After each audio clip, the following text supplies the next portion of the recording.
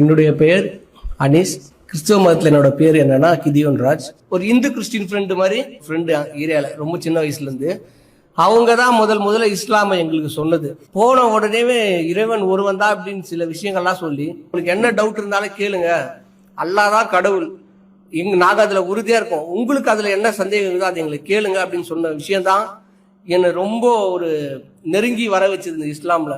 சரி, நான் சொன்னேன், இல்லை எங்களுக்கு இயேசு தான் கடவுள், நாங்கள் இயேசுவை தான் கடவுளாக வணங்குறோம், நல்லதோ கெட்டதோ எங்களுக்கு புரியுதோ புரியலையோ எங்கள் குடும்பத்தில் இப்படி சொல்லி எங்களை இது பண்ணிட்டாங்க.